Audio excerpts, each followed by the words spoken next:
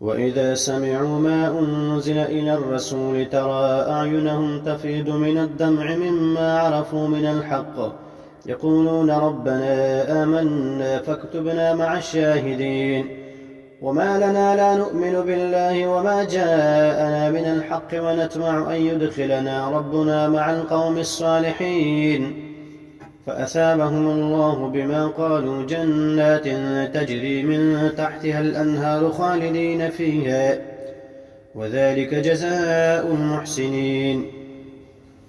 والذين كفروا وكذبوا بآياتنا أولئك أصحاب الجحيم. يا أيها الذين آمنوا لا تحرموا طيبات ما أحل الله لكم ولا تعتدوا إن الله لا يحب المعتدين. وكلوا مما رزقكم الله حلالا طيبا واتقوا الله الذي أنتم به مؤمنون.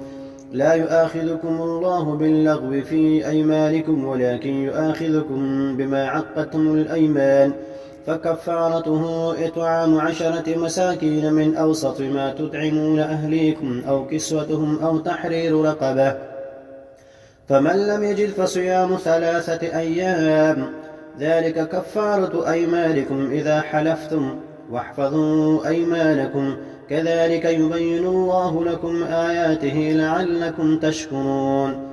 يا أيها الذين آمنوا إنما الخمر والميسر والأنصاب والأزلام رجس من عمل الشيطان فاجتنبوه لعلكم تفلحون. إنما يريد الشيطان أن يوقع بينكم العداوة والبغضاء في الخمر والميسر ويسدكم عن ذكر الله وعن الصلاة فهل أنتم منتهون. وأطيعوا الله وأطيعوا الرسول واحذروا فإن توليتم فاعلموا أنما على رسولنا البلاغ المبين. ليس على الذين آمنوا وعملوا الصالحات جناح فيما طعموا إذا ما اتقوا وآمنوا وعملوا الصالحات ثم اتقوا وآمنوا ثم اتقوا وأحسنوا والله يحب المحسنين. يا أيها الذين آمنوا ليبلونكم الله بشيء من الصيد تناله أيديكم ورماحكم ليعلم الله من يخافه بالغيب فمن اعتدى بعد ذلك فله عذاب أليم. يا أيها الذين آمنوا لا تقتلوا الصيد وأنتم حرم ومن قتله منكم متعمدا فجزاء مثل ما قتل من النعم يحكم به ذوى عدل منكم هديا بالغ الكعبة أو كفارة طعام مساكين أو عدل ذلك صياما ليذوق وبال أمره عفى الله عما سلف ومن عاد فينتقم الله منه والله عزيز ذو انتقام.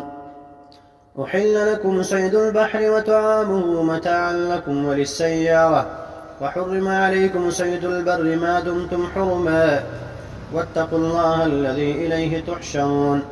جعل الله الكعبة البيت الحرام قياما للناس والشهر الحرام والهدي والقلائد ذلك لتعلموا أن الله يعلم ما في السماوات وما في الأرض وأن الله بكل شيء عليم. اعلموا أن الله شديد العقاب وأن الله غفور رحيم. ما على الرسول إلا البلاغ والله يعلم ما تبدون وما تكتمون. قل لا يستوي الخبيث والطيب ولو أعجبك كثرة الخبيث فاتقوا الله يا أولي الألباب لعلكم تفلحون.